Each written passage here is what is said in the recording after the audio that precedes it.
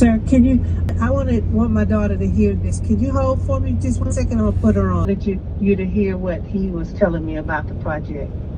Okay. This is your first renovation, right? Like major renovation? Mine, but not hers. I've done like two renovations before. Okay. Major renovations. It's a big project. Statistically, yeah. Even if you get, all fine-tuned, detailed estimates from contractors, the rule of thumb is you're going to go over budget. You're going to go over budget. Typically, hopefully prices have stabilized now. Maybe some may go slightly down. I don't know. But typically on projects like this, the rule of thumb is you may go over on budget. And that is a big rehab. It's a big, gnarly rehab. So it's going to take a lot of your time, your energy, your money, your focus, your resources for a long period of time.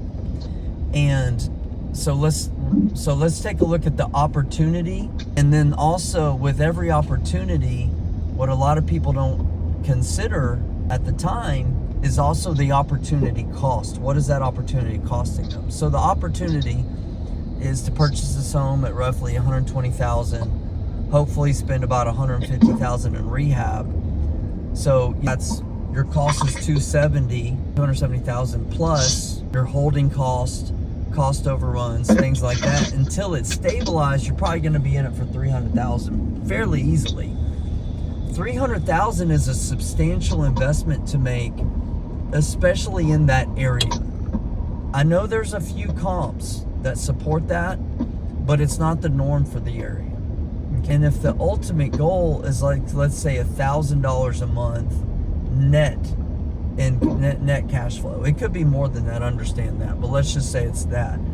And when you have vacancies or turns, you got to understand if one of those units aren't rented, are you even break even? Maybe, probably not. Just depends on how much you're financing and how much you put out of pocket.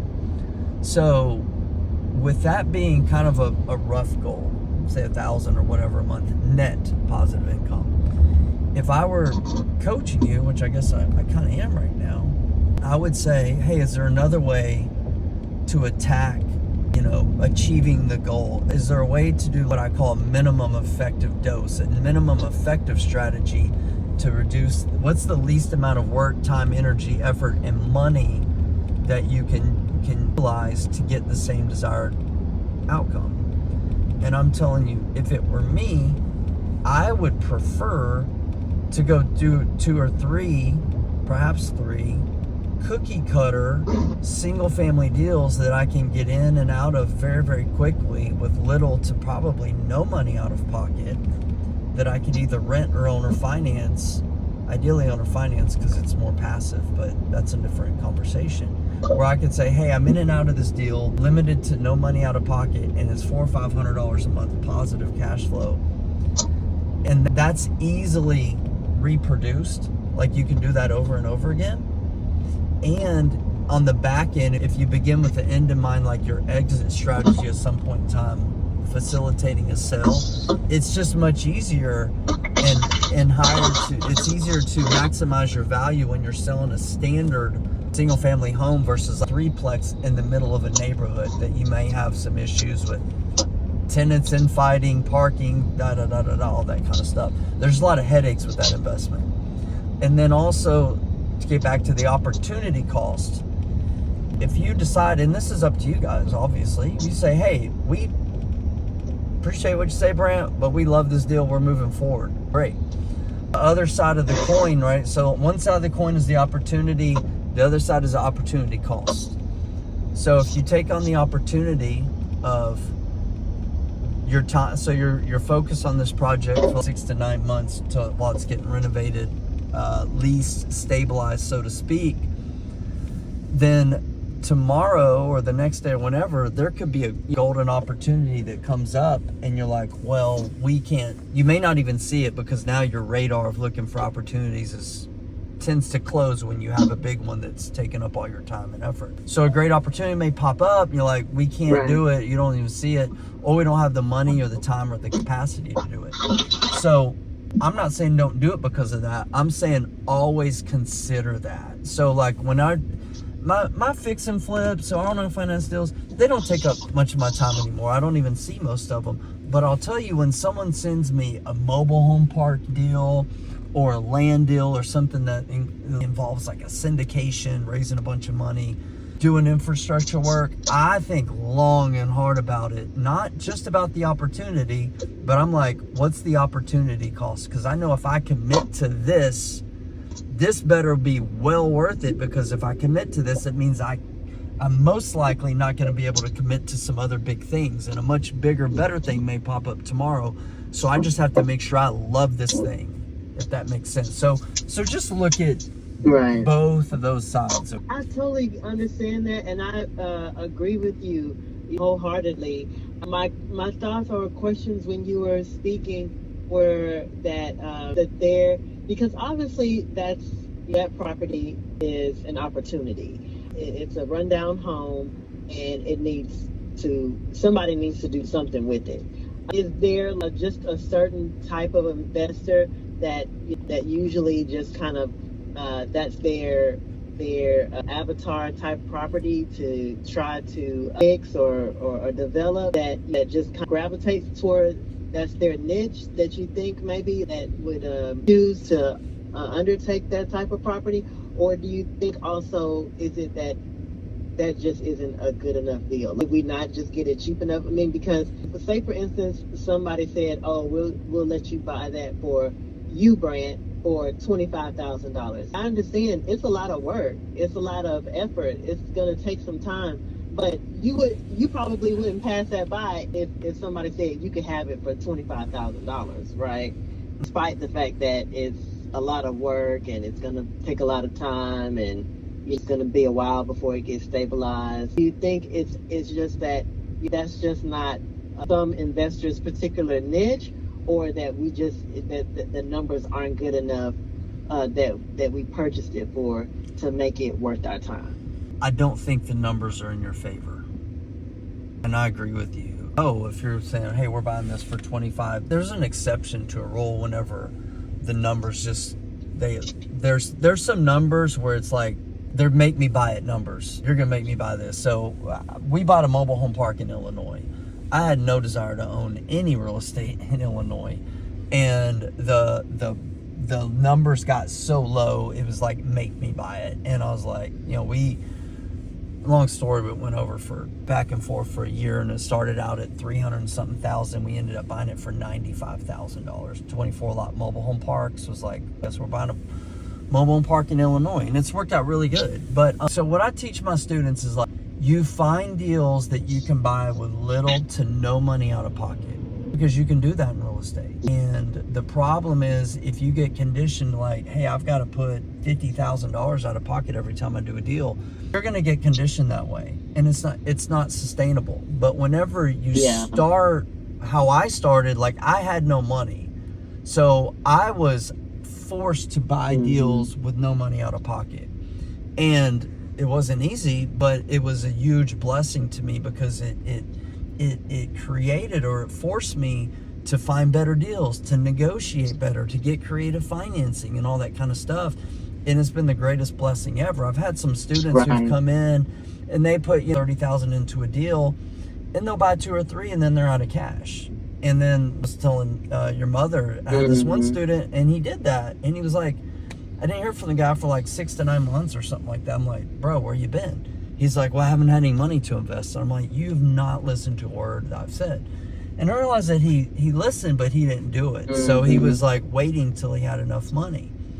But if you look at guys like Grant Cardone, like big guys, Grant Cardone, like someone could be emailing Grant today or call him and say, hey, I got a $100 million apartment that is for sale, and it's a deal. And he's like saying, I'm a no, because I don't have money for that. No, he's not saying that. He's saying, hey, first verifying it's a deal, and then saying, how can we get the money to do that deal?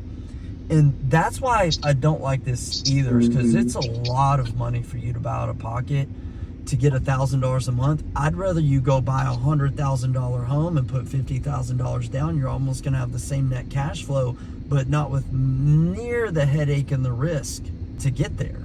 Does that make sense? Yeah. It's like you're doing It's the squeeze is not worth the juice. Is a way to summarize this.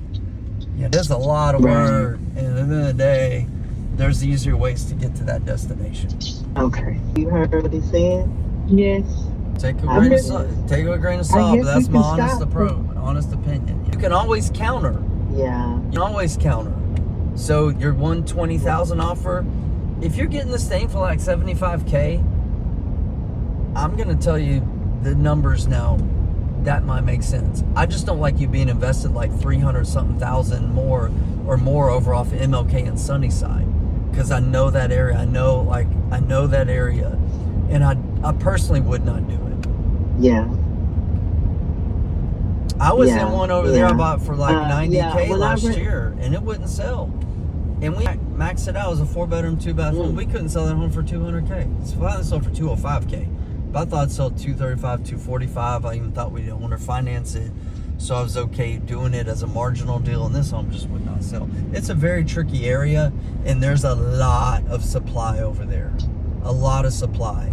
And I know comps may show that, hey, a 2-bedroom will rent for $1,100. Well, is that a 2-bedroom freestanding home where they've got their own driveway, their own yard, versus you're in a garage apartment, someone living above you? People don't want to pay the same for that. Your comps aren't the same. You may be able to get it if you go Section 8, but there's just a lot of headaches with it, is what I'm trying to say. Yeah. I run the numbers yesterday, actually, and Mom, you remember one of my numbers did say 70-something. 70-something, yeah. Then the only other thing is, maybe you can point to my mom. She told the realtor that she wouldn't be one of the investors who would come back and ask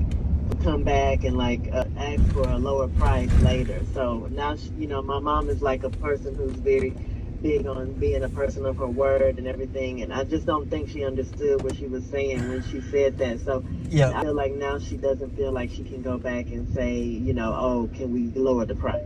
Okay. I get that. Sorry about the sound. Saying yesterday that. Yeah. Can you hear me now? I'll move locations. Yes. Okay. I get that. So here's thing. One is, learn by doing. You learn from experiences. Like, be very careful saying that we're not going to come back and renegotiate. Frame that in the future as saying, we do our best. We don't want to renegotiate. There are instances where we have to do that depend on what we discover. Okay. That way your integrity with that. And in terms of going back and negotiating, you don't necessarily have to say, hey, we can't do 120, we're at 75K, that's our offer, and so that they have that, oh, y'all just lowball me, you're gonna do this all along. So you don't want to do that either. But there's also 4 pillars of integrity.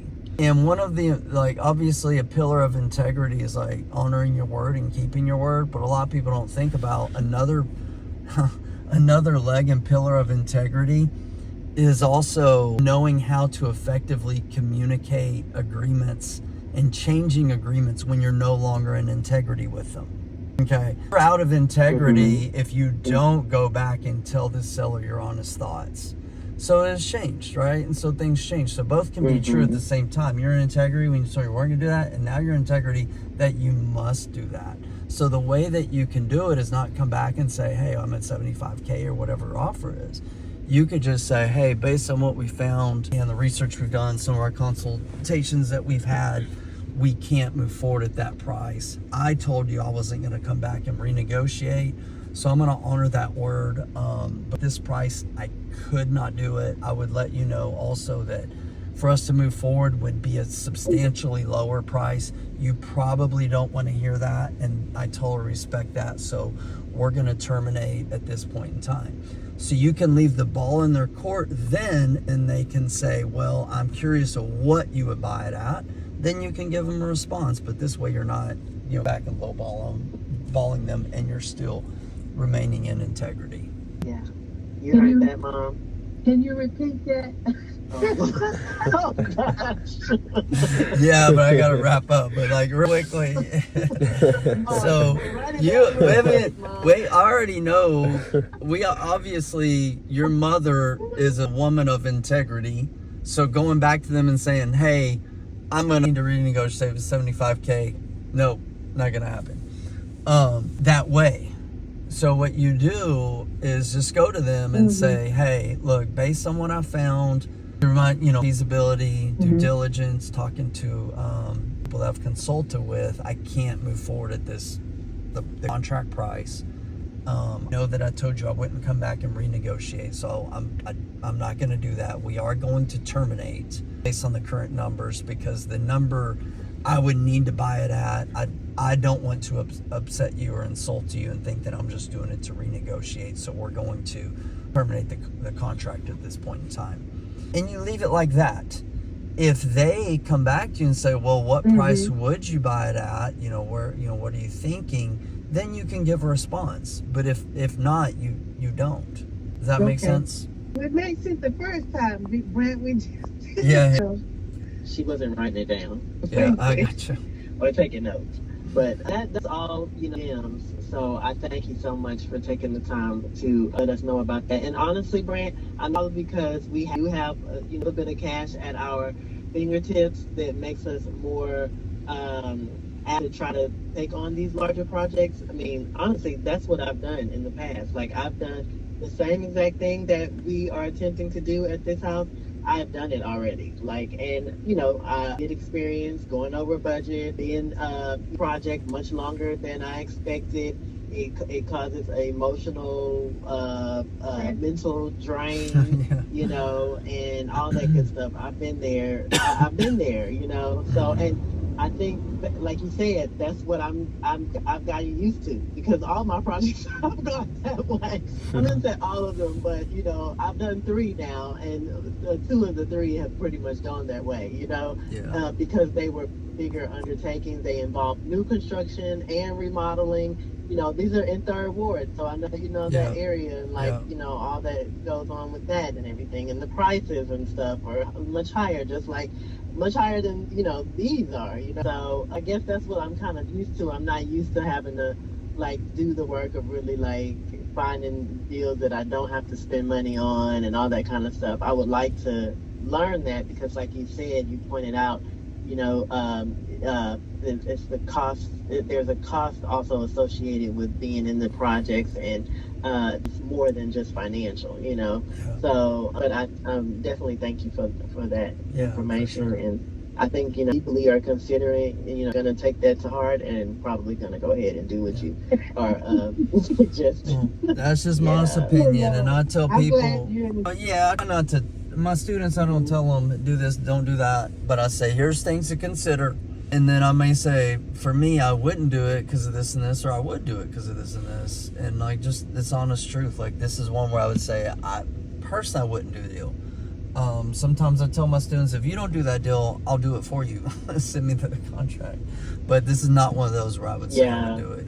But honestly, I'm glad that we did go through this process, though, because it made us look at our numbers very closely, run comps, and really try to hone in on the numbers. So I think this process was a learning experience, and fortunately we haven't gone too far down into it to where we're at much of a loss. It just the last thing is it really on this, it just really comes down to cash on cash return, where if you're putting out that much money, or what now you're projecting, which it could go up, when you look at your cash on cash return on that, it's probably very, very low compared to you're putting no money, or let's say 5 or 10 grand of capital that you get back in a year.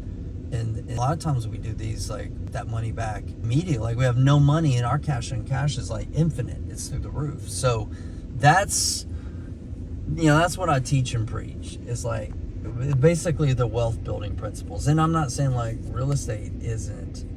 Obviously, put cash in real estate is great, but you build a business where you can do it without having to do that. Now you're able to take down more opportunities more quickly, and that's true. Now you're beginning to create wealth faster versus much, much slower on a deal like this. Honestly, it's slow wealth creation.